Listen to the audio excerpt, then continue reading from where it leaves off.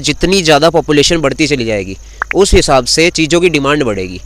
अगर ज़्यादा लोग होंगे तो उनको हाउसिंग फैसिलिटी ज़्यादा चाहिए होगी, खाने की चीज़ें ज़्यादा चाहिए होंगी, तो एग्रीकल्चर सेक्टर इंप्रूव होगा। लैंड में सबसे मेन चीज़ आपको यही देखना पड़ता है सबसे पहले कि किस रेट पे आप उस ज़मीन को ख़रीद रहे हो, उसमें आप कितनी प्लॉटिंग करोगे, कितनी वेस्टेज जाएगी, उसके बाद आप उसमें से प्रॉफिट निकाल पाओगे या नहीं निकाल पाओगे। आसपास यहाँ पर पूरा घूमा हूँ और यहाँ पर मैंने रेट्स पता किए हैं। तो ऑन एन एवरेज 35 स्टार आपको होटल खोलना है, कोई यूनिवर्सिटी खोलनी है, कोई आपको हॉस्पिटल खोलना है, तो इस हिसाब से यहाँ पर बहुत ज़्यादा हाई लेवल पर लैंड पड़ी हुई है। वो मैं आपको एक एक करके बताऊंगा। मेन मकसद एंड में घूम के कहाँ पर आता है कि आपका बिजनेस प्रॉफिटेबल है या नहीं। हमारा जो मेन काम होता है वो होता है बड़ी लैंड्स का। जैसे अभी कहीं पे 200 बीघा लैंड है, 50 बीघा है, कहीं पे 30 है, कहीं पे 100 है। सभी भाइयों और बहनों को उम्मीद करता हूँ कि आप सभी मज़े में होंगे। और जैसे कि आपको पता है कि ये अब हम चैनल स्टार्ट करने वाले हैं, तो ये होगी हमारी चैनल की सबसे फर्स्ट वीडियो और पहली वीडियो ही बहुत ज़्यादा धमाकेदार वीडियो होने वाली है। जैसे कि आपको आजकल पता है कि इंडिया की पॉपुलेशन जो है वो बहुत हाई लेवल पर ग्रो कर रही है। डेली पर ईयर उसकी जो पॉपुलेशन है वो डेली के हिसाब से बढ़ती चली जा रही है। तो जितनी ज़्यादा पॉपुलेशन होगी उतनी ज़्यादा चीज़ों की डिमांड बढ़ेगी।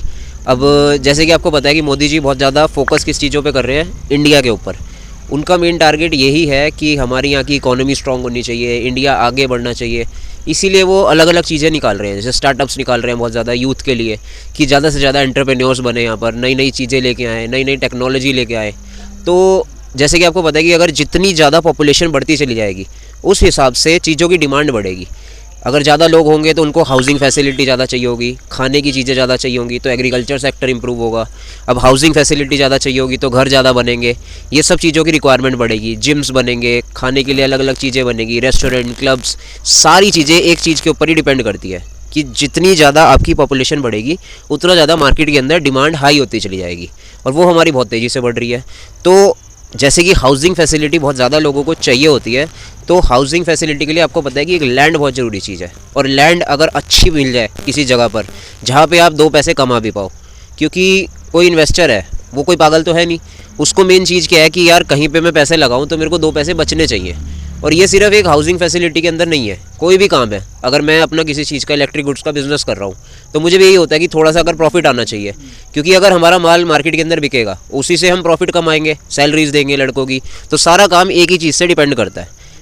बात तो सही है। मेन मकसद एंड में घूम के कहाँ पर आता है कि आपका बिजनेस प्रॉफिटेबल है या नहीं है। वो हर चीज़ के अंदर है, चाहे आप इलेक्ट्रिक गुड्स का काम कर लो, आप कोई रेस्टोरेंट अच्छा खोल लो, आप होटल खोल लो, आप जिम खोल लो। हर ओनर को यही होता है कि यार इसका प्रेडिक्शन कितना होगा, मतलब वो पहले से ही अंदाज़ा लगा के चलता है कि मैं इतना कवर कर पाऊँगा या नहीं कवर पाऊँगा। जैसे कि उसको रेंट भी देना है, फिर उसके बिजली के बिल भी हैं, एम्प्लॉयज़ की सैलरी भी है, तो सारा कुछ वो डिज़ाइन करके चलता है और पहले से ही एक प्रेडिक्ट करके चलता है कि इतना पैसा अगर मैं यहाँ पर लगा दूंगा तो क्या इतना पैसा मैं उसमें से कवर कर पाऊँगा, और वो भी प्रॉफिट के साथ। तो वो बहुत ज़रूरी चीज़ है। और लैंड में सबसे मेन चीज़ आपको यही देखना पड़ता है सबसे पहले कि किस रेट पर आप उस ज़मीन को ख़रीद रहे हो, उसमें आप कितनी प्लॉटिंग करोगे, कितनी वेस्टेज जाएगी, उसके बाद आप उसमें से प्रॉफिट निकाल पाओगे या नहीं निकाल पाओगे। तो कुछ इसी तरीके से एक आज हमने बहुत ही प्यारी लैंड ढूंढी है जिस पे मैंने खुद 1 हफ़्ता लगाया कम से कम। आसपास की सारी जगह में मैंने पता करा है और सारा कुछ यहाँ पे देखा है कि कौन कौन सी साथ में कॉलोनी कट रही हैं, अभी कौन कौन से बंदे यहाँ प्लॉटिंग कर रहे हैं। तो सारा कुछ यहाँ पे मैंने आके 3, 4, 5 दिन पूरे लगाए हैं, पूरे दिन, और यहाँ पर सब कुछ देख लिया है। तो ये लैंड जो है इसका यहाँ से अगर आप देखोगे तो 170 का फ्रंट पड़ रहा है टोटल, और इसकी गहराई भी अच्छी खासी है। फिर आपको पता होता है कि हमें इसमें वेस्टेज भी निकालनी पड़ती है। अब मेन चीज़ क्या होती है कि सबसे पहले तो जो डीलर्स होते हैं, बाकी ज़्यादातर आपने देखा होगा कि डीलर्स ना बेचने के लिए कुछ कुछ चीज़ों को छुपा लेते हैं पहले ही। मतलब कुछ डीलर्स हो गए, ओनर्स हो गए, उनको मेन क्या होता है कि यार चलो प्रॉपर्टी बेचनी है, बेच देते हैं कि थोड़ा बहुत चीज़ें जो हैं वो हम बाद में बता देंगे। इसके लिए मैं आपको एक अलग से पूरी वीडियो प्रोवाइड करूँगा कि 4-5 ऐसी कौन सी चीज़ें होती है जो आपको घर खरीदने से पहले या लैंड खरीदने से पहले वो आपको देखनी पड़ती है। क्योंकि जितनी बड़ी लैंड होगी उतना बड़ा लफड़ा भी होता है। अब आप अगर बड़ी लैंड की तरफ जाओगे, जैसे बड़े इन्वेस्टर्स होते हैं लुधियाना के, दिल्ली में आपने देखा होगा कि बहुत हाई लेवल पर बड़ी बड़ी प्रॉपर्टीज़ होती हैं, बड़े बड़े अपार्टमेंट्स बनते हैं। क्योंकि यहाँ देहरादून अभी उस लेवल का नहीं है, क्योंकि दिल्ली साइड में या मुंबई साइड में जाओगे 500 यूनिट के, 1000 यूनिट के, इस हिसाब से वहाँ पर फ्लैट्स बने हुए हैं। और आजकल फ्लैट्स का ज़माना ज़्यादा हो रखा है, ये चीज़ आपको पता है कि अपार्टमेंट्स में लोग रहना ज़्यादा पसंद करते हैं। क्यों? क्योंकि एक तो वहाँ पर सेफ्टी होती है और लोग अपने में ज़्यादा रहना पसंद करते हैं कि यार आसपास की बहुत ज़्यादा इंटरफेयर मत हो, हम अपने घर में रहे, अपनी फैमिली के साथ अच्छा क्वालिटी टाइम एक स्पेंड कर पाएँ, क्योंकि वहाँ पर पार्क्स वगैरह भी होते हैं। तो ये सब चीज़ें वहाँ पर फैसिलिटी उनको मिलती है। तो सबसे मेन चीज़ लैंड में आपको यही देखनी पड़ती है कि अच्छी होनी चाहिए। सबसे पहले लैंड एक क्लियर होनी चाहिए पेपर्स पे।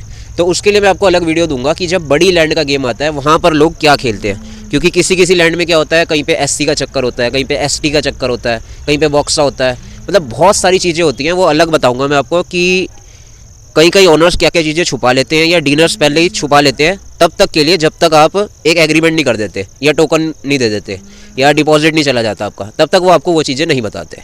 तो ये वाली लैंड का मैंने आपको अब थोड़ा सा एक आइडिया देता हूँ। ज़्यादातर आपको क्या पता है कि कोई डीलर आपके पास कोई प्लॉट आया तो वो आपको क्या करेंगे कि प्लॉट को देखेंगे, डायरेक्ट डाल देंगे, कोई फ़ोटो नहीं होगी ज़्यादा, या अगर फ़ोटो वीडियो भी देंगे तो ज़्यादा से ज़्यादा आपको क्या देंगे वो कि उसमें बता देंगे जी इतने बाय इतने का ये है, ये रेट आ रहा है, बस ख़त्म हो गया। इस हिसाब से आपको क्या फ़ायदा होगा, आपको कुछ समझ ही नहीं आएगा। मैं आपको जो मेन चीज़ बताऊंगा वो ये बताऊंगा कि इस लैंड पर आप क्या चीज़ प्रॉफिट में कमा सकते हो और यहाँ पर क्या बनने वाला है। सबसे पहले तो ये कहाँ पर पड़ती है, हमारी दून यूनिवर्सिटी के पास लैंड पड़ती है, जो हरिद्वार बाईपास से जब आप अंदर आ जाते हो तो यहाँ की साइड पे ये पड़ती है। उसके आगे थोड़ा सा एक दीप विहार पड़ता है, उसके बिल्कुल अंदर आते सर ये लैंड बड़ी लैंड है। तो आपको पता है इसमें प्लॉटिंग अच्छी खासी होगी। अब रेट की बात हम करेंगे सबसे बाद में। और दूसरी चीज़ एक और बहुत मज़ेदार है, इसमें एक लैंड में एक ट्विस्ट है जो अभी मैं आपको बाद में बताऊंगा। जब आप पूरी वीडियो देखोगे तो आपको एंड में पता चल जाएगी कि इसके अंदर बढ़िया गेम जो आएगा वो कहाँ पर आएगा। तो सबसे पहली क्या चीज़ है, 14 बीघे की आपको पता है ये लैंड है। सबसे मेन चीज़ जो इस लैंड के पास बना हुआ है वो है सामने की तरफ आप देख सकते हो एक पशुपति हाइट्स की एक बहुत बड़ी कॉलोनी कटी हुई है, तो वहाँ पर आप उसको देख सकते हो। अभी मैं आपको दिखवा दूंगा कि सबसे मेन एरिया यहाँ पर यही है और उसके बैक साइड में बिल्कुल लगती हुई है लैंड आ रही है यहाँ पर। और इसमें आप कर क्या सकते हो, आसपास सबसे पहले जैसे आपको ये बड़ी लैंड पता है, इसमें अभी ये एग्रीकल्चर लैंड ये नहीं है। अभी फ़िलहाल के लिए उन्होंने जो मालिक है उन्होंने हो सकता है थोड़े फर्दर टाइम बिंग के लिए खेती कर रखी है यहाँ पे, लेकिन ये R3 लैंड है। अब उसका खर्चा भी आपका बचता है, क्योंकि आपको पता है अगर एग्रीकल्चर लैंड को हम R3 कन्वर्ट करवाने जाते हैं तो MDDA से जब आप अप्रूव करवाते हो तो उसमें बहुत ज़्यादा मोटा पैसा खर्च होता है पर बीघे के हिसाब से। सबसे पहले आपका पैसा वो बच जाएगा, क्यों, क्योंकि ये R3 लैंड है और R3 लैंड पे डायरेक्ट प्लॉटिंग हो जाती है। तो यहाँ पर जो फ्रंट में आप कर सकते हो, मैंने आपको बताया कि इसका जो बाहर का सारा फ्रंट है वो 160 से 170 के आसपास का फ्रंट है। तो फ्रंट में अगर आप यहाँ पर सारी दुकानें बना दोगे, सबसे पहली चीज़ है ये जो आप कर सकते हो, इसमें फ्रंट में आप सारी यहाँ पे दुकानें खोल सकते हो, क्योंकि आसपास बहुत सारी दुकानें खुली हुई हैं, कॉलोनी है पूरी। तो यहाँ पर आप देखोगे, और सबसे बड़ी बात हिंदू इलाका है पूरा। अब सेलाकुई वगैरह में अगर आप उधर की साइड जाते हो या रामपुर, लक्ष्मीपुर, इन एरियाज़ में जब आप जाओगे लैंड वहाँ पर बहुत अच्छी होती है। उसके लिए मैं आपको अलग वीडियो बताऊँगा कि कौन कौन सी लैंड वहाँ पर हैं, किस किस चीज़ को वो वहाँ पर छुपाते हैं, वो मैं आपको हल्के हल्के करके लैंड के हिसाब से बताऊँगा कि कहाँ पर क्या चीज़ होगी। लेकिन वहाँ पे होती हैं सारी की सारी बड़ी लैंड, तो उसका बिल्कुल सिस्टम अलग होता है। तो यहाँ पर आप क्या कर सकते हो कि फ्रंट में सारी की सारी शॉप्स बना सकते हो और पीछे आप सारे यहाँ पर प्लॉट्स बना सकते हो। जैसे कोई 150 गज का प्लॉट है, 160 गज का, 130 गज का, 140 गज का, तो इतनी बड़ी अगर लैंड है तो आप उसके हिसाब से इतनी बड़ी प्लॉटिंग काट सकते हो इसमें, और ये अच्छा आपको प्रॉफिटेबल आएगा। क्यों, उसका रीज़न क्या है, क्योंकि आसपास आप देख रहे होगे सारा यहाँ पर घर ही बने हुए हैं। दूसरा, शहर में मिलनी यहाँ पर देहरादून में आपको पता है जगह बहुत मुश्किल हो चुकी है। देहरादून पहले इतना ज़्यादा ओवर क्राउडेड है, हर बंदे को लगता है कि यार पीसफुल लाइफ है देहरादून की, वहीं जाके रह लेते हैं, कॉलेजेस बहुत अच्छे हैं, लाइफस्टाइल बहुत अच्छा है। तो आसपास के जितने लोग हैं वो सोचते हैं कि देहरादून में जाके बस जाएं। इसीलिए देहरादून में जो हाउसिंग फैसिलिटी है या कोई भी एनीथिंग, लोग सोचते हैं कि देहरादून में जाके हम बिज़नेस करेंगे क्योंकि वहाँ पर प्रॉफिटेबल है। लेकिन दूर के ढोल होते हैं ना, सुहावने नहीं लगते हैं सबको। जो बंदा कर रहा होता है उसको पता होता है कि वो कितनी घिसवा रहा है उस चीज़ के अंदर। लेकिन अगर कहीं पे आपको 2 पैसे का प्रॉफिट हो रहा है तो ऑब्वियस सी बात है आप सारी कैलकुलेशन करके करोगे। कई लोग क्या होता है कि डर जाते हैं, रिस्क नहीं लेना चाहिए, लेना चाहिए, लेकिन आपकी कैलकुलेशन अच्छी होनी चाहिए। अगर आप कैलकुलेटेड रिस्क लेने पे बिलीव करते हो तो बहुत अच्छी चीज़ है। आप उसमें हर चीज़ में आप कुछ ना कुछ नया ट्राई करोगे और आपको कुछ ना कुछ उसमें से रिज़ल्ट अच्छा मिलेगा। तो उस हिसाब से ये लैंड है जिसमें आप अच्छी प्लॉटिंग कर सकते हो। सबसे बढ़िया चीज़ जो इसमें होनी है, क्योंकि इसके पास ही पीछे एक गंगा एनक्लेव कटी है, तो आप गंगा एनक्लेव फेज़ 2 से इसका बहुत बढ़िया प्लॉटिंग काट के यहाँ पर अच्छा प्रॉफिट कमा सकते हो। और जैसे कि मैंने आपको बताया था कि मैं आसपास यहाँ पर पूरा घूमा हूँ और यहाँ पर मैंने रेट्स पता किए हैं, तो ऑन एन एवरेज 38, 39, 40 के आसपास यहाँ पे रेट चल रहे हैं पर गज के, मतलब 40,000 रुपये, 38,000 रुपये के गज के हिसाब से आप यहाँ पर ईजिली माल बेच सकते हो। क्योंकि मैंने अभी आपको बताया देहरादून में बहुत ज़्यादा माल नहीं है। अगर आप साईं मंदिर साइड, जाखन साइड जाओगे तो वहाँ के भी रेट बहुत हाई हैं, तो वहाँ पे तो मुँह इतना ज़्यादा फाड़ते हैं लोग, लेकिन यहाँ का आपको रेट भी ठीक आएगा। दूसरी चीज़, आप प्लॉटिंग करोगे तो आपको प्रॉफिट भी अच्छा बचेगा, इसमें वेस्टेज भी अच्छी खासी आ रही है। तो मोटा मोटा अगर आपको इसमें 33-34 हज़ार रुपये गज भी पड़ रहा है तो 3 से 4 हज़ार रुपये गज आप यहाँ पर कमा रहे हो। अब आप कहोगे जी इतना मोटा इन्वेस्ट अगर हम करेंगे तो हमें बचेगा क्या, 3-4 हज़ार रुपये के लिए इतनी सिरदर्दी लेंगे, यहाँ पे सारा खड़ा करवाएंगे, ढांचा खड़ा होगा, फिर उसके बाद आर्किटेक्ट आएंगे, इतना काम हम करवाएंगे सिर्फ इतनी चीज़ के लिए।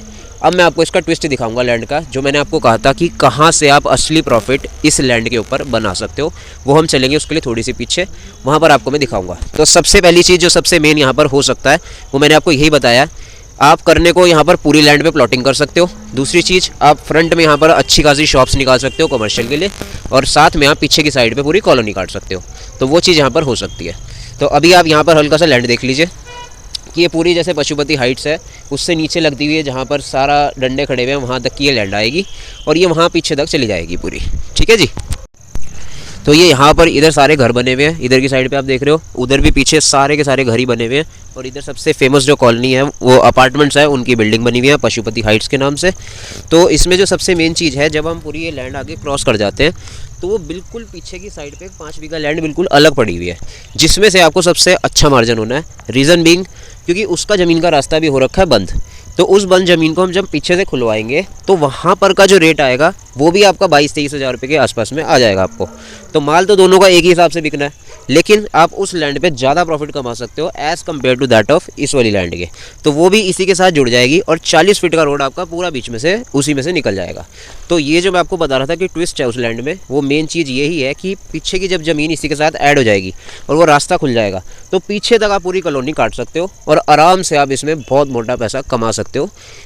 तो ये थी हमारी फर्स्ट लैंड, जो इस वीडियो हमने पहली वीडियो बनाई है अभी लैंड की, और इस तरीके की लैंड पता नहीं बहुत सारी पड़ी हुई है, मतलब देहरादून सिटी में भी और देहरादून सिटी के बाहर भी, क्योंकि देहरादून में आपको पता है कि रेट बहुत ऑलरेडी बहुत ज़्यादा है और आसमान को छू के रखते हैं। तो अगर यहाँ पर सारा का सारा पॉपुलेशन बस जाएगी आके, तो होगा क्या उससे कि आसपास की जो ज़मीनें हैं, जैसे 10 किलोमीटर के रेडियस में, 20 किलोमीटर के रेडियस में, उस हिसाब से ज़मीनें वहाँ पर बिकनी शुरू हो जाएंगी।